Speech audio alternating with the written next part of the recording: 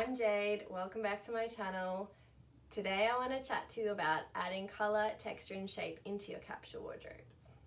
A couple of weeks ago I posted my spring capsule wardrobe vlog, and it was the first time I've really thought about what my style is. I've been doing capsule wardrobes for almost 2 years now, and it's taken me that much time to really hone in on my personal style.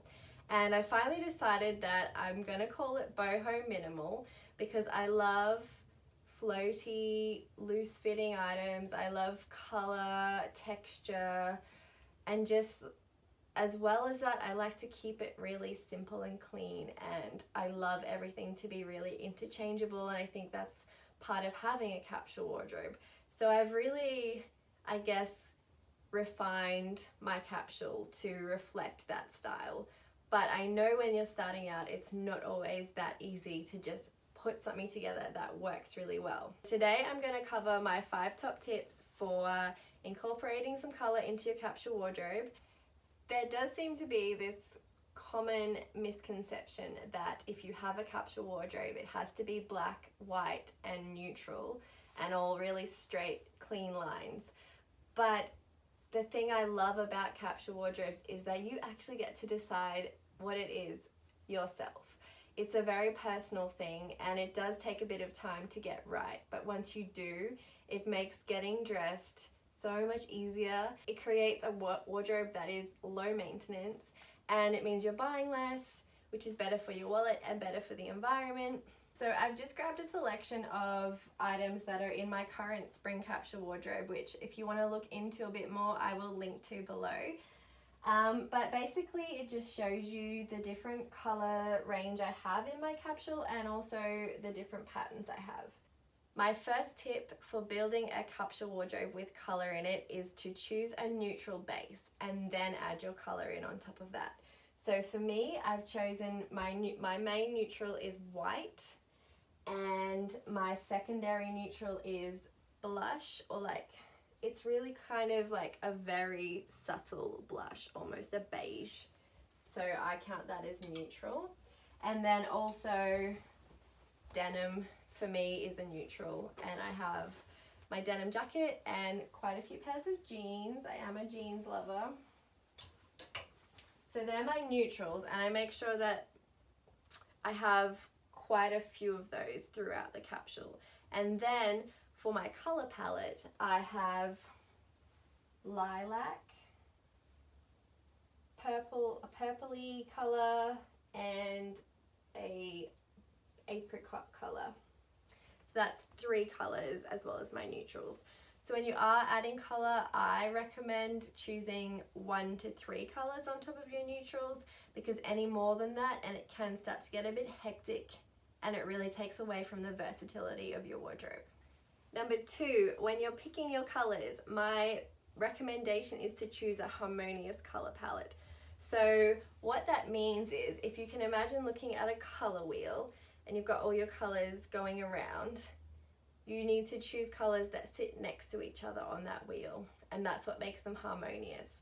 So I've chosen purple, pink and apricot, which you can imagine all sit next to each other on the color wheel. And that means you're not going to have anything that really clashes, and it's going to make the mixing and matching much easier. My third tip is to keep your basics neutral. So if there are items that you know you're going to want to be wearing a lot of, keep them neutral, so that way they're going to match most of your wardrobe and not be a clashy problem. So for example, this cardigan has quickly become one of my favorite pieces in this capsule, and that's because it is so simple and so neutral. It just goes over anything. Whereas you can imagine if I'd chosen, say, my purpley color, it's not gonna match everything and it's gonna be a bit clashy sometimes. And then I've got my white t-shirts, which I wear a lot. I layer underneath, or I wear with a skirt or jeans. And then things like, I only have 1 cami in this capsule because of the weather. It's not going to get super warm. So I made sure that that was neutral, because I want to make sure it's as versatile as possible. Number 4 is to incorporate patterns sparingly. So more of my items are plain than they are patterned, and just because they're plain doesn't mean they can't be a color. So for example, I've got this sweater here which is plain but it's a color. And then for my patterned items, I've just sort of scattered them throughout each of the colors so I don't have all of my patterns in one color range, and it kind of keeps everything balanced. So for my peachy neutrals, I've got this, and the thing I love about this pattern is it incorporates colors that are already in my capsule. It doesn't go outside of that, so it makes it really easy to mix and match. And then some of the other patterns I've got this silk shirt which has a really cute blossom pattern on it. And what I like about this is from a distance it actually is quite neutral, kind of all the colours blend together. And then I've got this maxi dress which also has a floral pattern on it. But as you can see, all of the patterns I've chosen really tie in quite well with everything else. I've also only included about 25% of patterned items versus plain items. And finally, my last tip is to use accessories to incorporate that color and shape that you're after. So some of my favorite accessories are these headscarves, and I actually have the same one in 2 patterns because I just love the shape of it so much.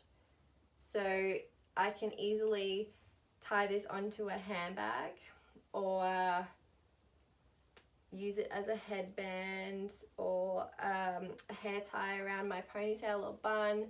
I've even used this one as a bit of a neck scarf. Obviously not with this outfit, it's a bit much, but just choosing accessories that are really versatile and that have the type of color and pattern that you like to incorporate. So then if you are wearing, say, something really neutral, like a plain cardigan, a white tee and some jeans, you can simply add that in and it adds a lot more of that personality and style that you're after. But it's not going to be something that's really large and expensive to replace if you decide to change your style.